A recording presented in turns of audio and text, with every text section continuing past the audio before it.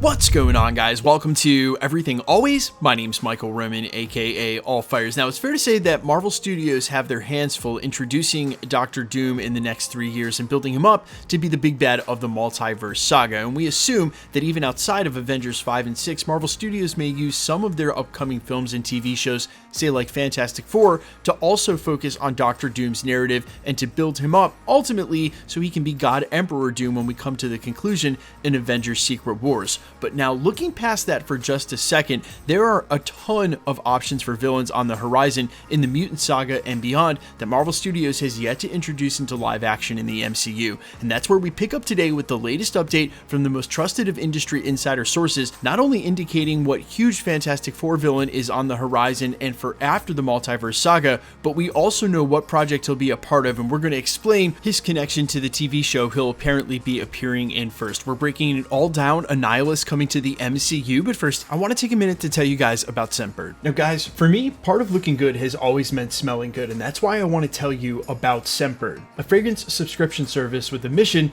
to empower each and every person to express themselves through scent. Now guys, there's a lot of reasons I love and use Scentbird, but one of them is the affordability. With the cost of colognes these days, Scentbird is an excellent option. It sends you a 30-day supply, and you can change your fragrances month to month, which really helps you avoid committing a ton of money to one singular bottle of cologne to find out maybe the scent isn't for you, and then you've wasted all that money. And look, on top of being affordable, they have a diverse curated selection, with over 700 fragrances available, including popular brands like Prada and Versace, as well as niche labels like Parfum de Marly and Roja. And that's another awesome thing about Scentbird. They're going to send them to you in something that allows you to take it on a plane and put it in your carrier. Guys, how often have you spent over $100 on a bottle of cologne and you can't bring it anywhere with you on a trip because it's too much liquid to get on the plane? These are the perfect size. They come in some really awesome carrying cases. This one happens to be magnetic and it's super solid, but they also have one with a hinge. This month I tried Dolce & Gabbana. I've used this scent before. I had some things coming up. I wanted to use this smell. But again, because of the flexibility, Scentbird has allowed me to expand my scents. This month I tried Parfumology's Boutique, and let me tell you,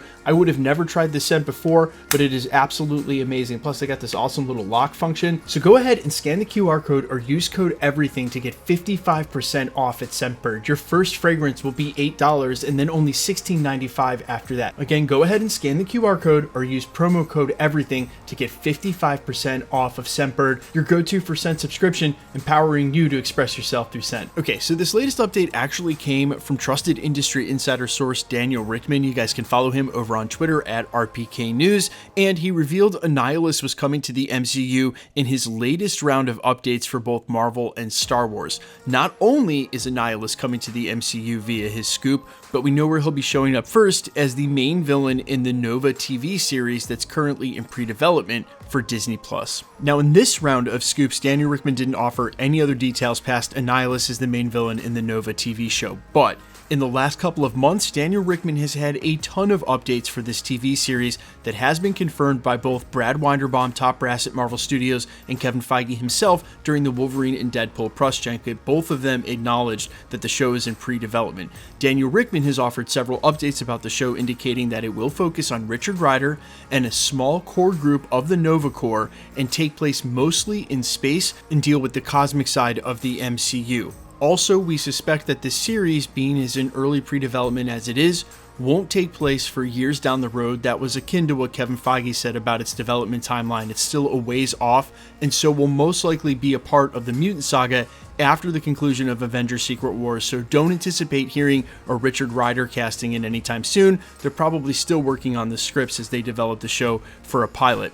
Now, the insectoid that is Annihilus is a super interesting choice for a villain on the horizon because of his heavy ties as a classic Fantastic Four villain, and I suspect that his introduction and during the Nova series will only be setting him up for perhaps being the villain in Fantastic Four 2. I know we are still a ways off of that, but if Fantastic Four should perform the way they're suspecting, Kevin Feige has already said that the mutants, the X-Men, and the Fantastic Four are huge pillars of the MCU going forward past Avengers Secret Wars. So Fantastic Four 2 is something they've already probably talked about. You bring Annihilus in as the Nova TV show big bad, and then you continue him on because he's not really, in my opinion, a one-off for a TV show. He's a classic Fantastic Four villain that's been a part of some huge comic events in the Marvel Universe. Speaking of which, the specific one, Annihilation, that he's obviously tied to because there's a similarity there in the name, and with Annihilation Wave, that's what brought him face to face with Nova, the Nova Corps, but Nova specifically, and he was defeated. So it could be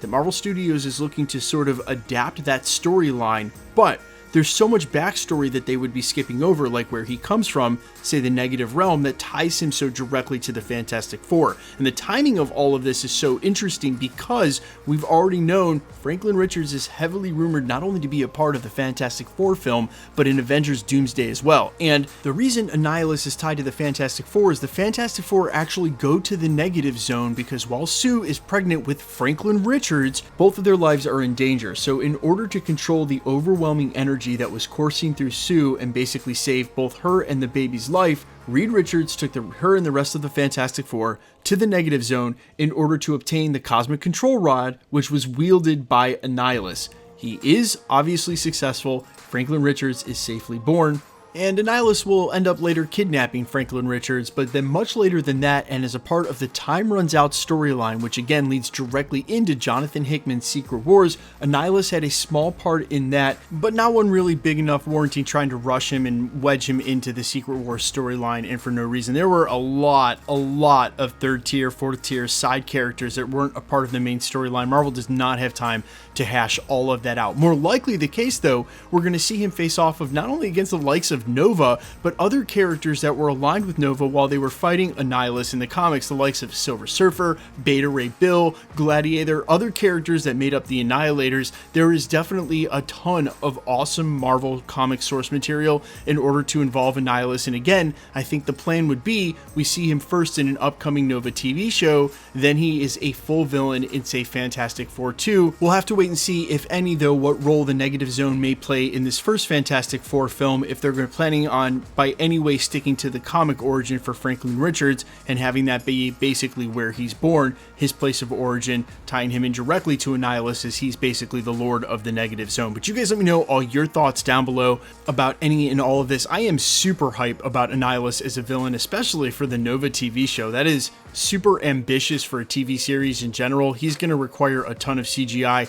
I can't wait to see how they do it. But again, let me know your thoughts down in the comments. Make sure to hit that subscribe button, turn all notifications on, and of course, if you like today's video, I'd appreciate it if you'd hit the like button. Find me on Instagram and Twitter at IamFires, and of course, huge shout out to Scentbird. Remember to hit the QR code or use promo code everything to get 55% off this month at Scentbird.